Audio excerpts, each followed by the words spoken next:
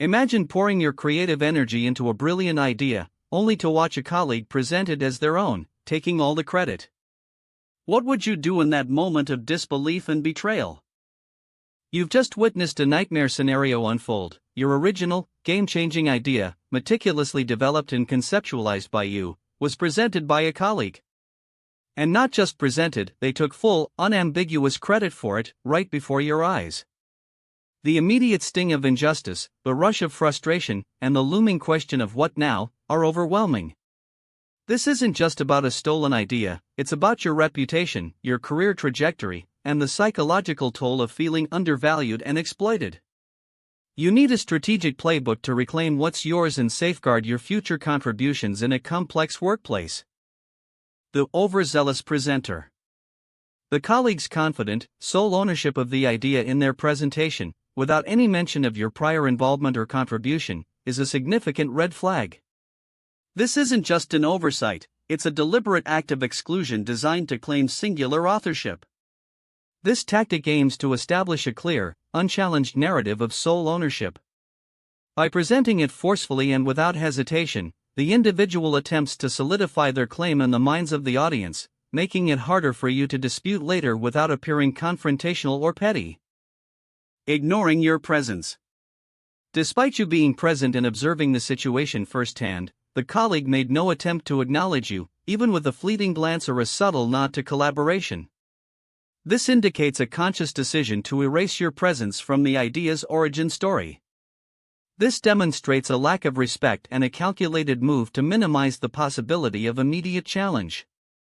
By not acknowledging you, they signal that your perspective or contribution is irrelevant, further cementing their claim and potentially gaslighting you into doubting your own perception of the event. Benefit maximization. The idea's significant value or positive impact makes the theft particularly egregious. The colleague is not just taking credit for a minor suggestion, but for a contribution that could genuinely advance their career, reputation, and potentially income. This highlights the idea taker's self-serving motivation. They recognize the idea's high stakes and are leveraging its impact for maximum personal gain, understanding the significant career benefits it could unlock. This makes their action less about a simple mistake and more about strategic advancement at your expense. Secure your evidence trail. Before doing anything else, compile all verifiable proof of your idea's originality and development. This includes timestamps on documents, emails discussing the concept, early drafts, meeting notes, or even witness accounts if applicable. Without solid documentation, reclaiming credit becomes a difficult she said scenario. Strategically inject your narrative. Look for immediate, subtle opportunities to reinforce your connection to the idea. In team meetings or informal conversations following the presentation, refer to "when I was developing this concept" or "the early iterations we discussed." This plants seeds of your ownership without directly confronting or accusing, shifting the narrative gently. Initiate a private alignment conversation. Approach the colleague directly, but privately, for a conversation. Frame it as seeking clarification or ensuring alignment, not an accusation. State your understanding of your contribution clearly and ask them to reflect on their presentation. This opens a door for them to course-correct or reveal their intentions without public drama.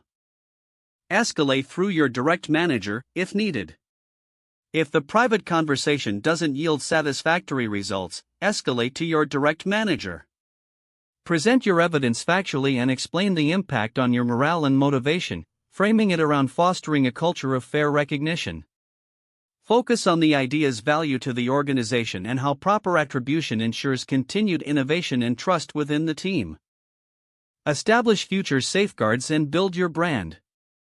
Beyond this incident, implement a system for documenting and proactively sharing your ideas. Seek opportunities to present your innovations yourself, building a stronger personal brand as an innovator. Regularly communicate your contributions to your manager and cross-functional teams to make your work visible and difficult to appropriate in the future. When initiating a private conversation with the colleague who took credit, you can say, "Hey, colleague's name, do you have a few minutes?" I wanted to touch base about the idea name presentation. I was really excited to see it presented, especially since I'd spent a good amount of time developing that concept and its initial framework. Could we talk about how we ensure clear attribution for everyone's contributions moving forward? When discussing the situation with your direct manager, after an unsuccessful private conversation, you can say, "Hi, manager's name, I wanted to bring something to your attention regarding the idea name project. As you know, I conceptualized and developed the initial framework for this idea, and I have documentation of that process. While I'm pleased to see the idea gaining traction, I'm concerned about the lack of attribution in colleague's name's recent presentation, as it impacts my professional recognition and motivation. I'd appreciate your guidance on how to ensure my contributions are properly acknowledged." Subtly reasserting your involvement in a team meeting or follow-up discussion. You can say, "That's a great point, colleague's name. When I first conceptualized this approach, one of the challenges I foresaw was specific challenge, which is why I focused on specific solution in the initial design. I'm glad to see that element is proving so effective. Don't number 1. Don't confront publicly or emotionally. This can make you appear unprofessional, create unnecessary drama, and potentially backfire, turning others against you. Don't number 2. Don't accuse directly.